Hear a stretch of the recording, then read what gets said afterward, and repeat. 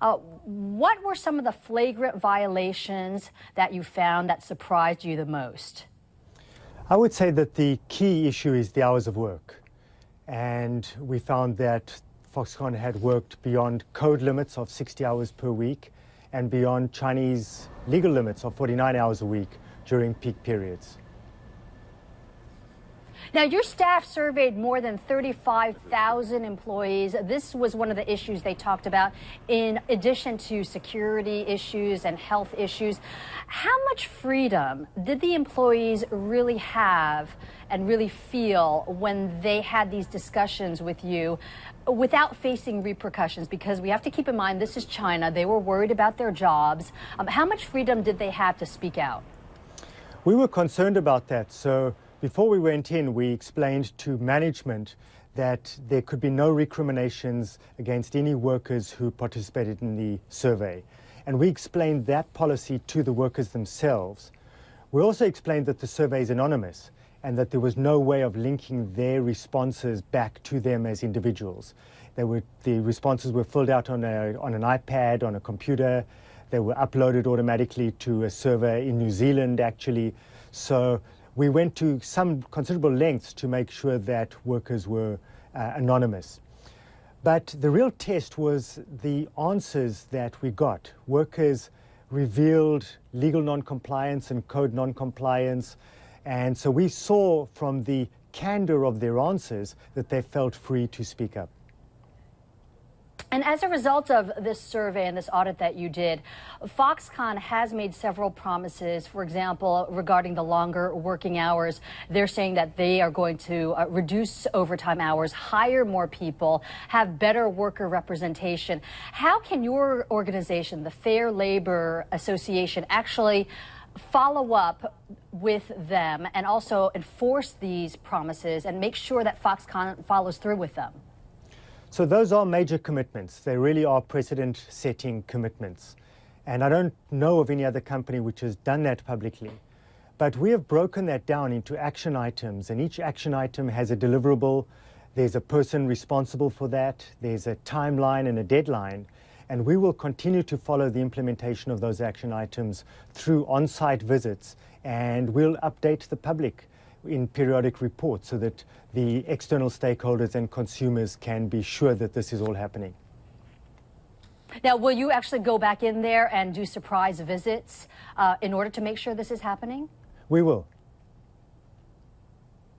Okay, when we last spoke, you had mentioned that Apple is a member of the Fair Labor Association, and with a letter from Apple, you are able to do these surprise visits and just go to some of the suppliers. I also want to ask you a little bit about some criticism that's coming in.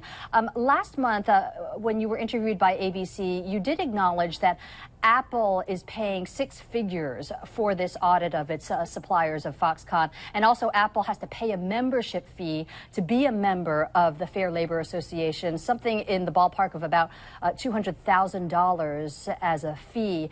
There is criticism that there is this perception of conflict.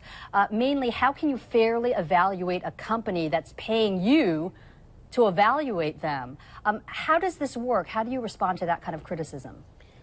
When we were formed, we were negotiated by a White House task force, and they were aware of this potential conflict of interest. And so they took a number of steps to guard against it. The one is that the board is tripartite. We have 6 company reps on the board, but we also have 6 NGO and 6 university reps. So they counterbalance the influence that the companies might have. But more importantly, we're transparent about everything that we do. So as you can see from this report, you look at those findings and you just ask yourself, does this look like a report that Apple suppressed? Did they suppress any information here? No. It's quite clear from the report that both Apple and Foxconn have cooperated with the report. They've been candid about the response, about the findings, and they've responded with concrete remedial proposals. So I think rather than representing any kind of undue influence, what it shows is the potential for cooperation. When you can get the buyer and the supplier and a third-party multi-stakeholder initiative like the FLA to sit together around a table, that's when you can really start to move the dial. We do have to keep in mind that Foxconn is one of the biggest companies in China, employing 1.2 million workers. So they're certainly in the spotlight. But I'd like to ask you your perception and impression of general working conditions in factories in China. Is Foxconn considered on the good end of the spectrum, in the medium, or the bad end? And how does it compare to the rest of the manufacturing industry? We do a lot of work in China. We assess a lot of factories in China. And Foxconn, by its very nature, is obviously at the top end of that scale. It's a high-tech company. The production process itself and the type of product that they produce demands a very sophisticated manufacturing setup. There are clean rooms, there are very, very precise manufacturing activities that are taking place. So it's capital intensive. The barriers to entry to this kind of production are much higher than for garment manufacturing, for example. So you have, in general, a more sophisticated setup. But I really believe that with the commitments that Foxconn has made in response to our findings, that they're really going to become a driver.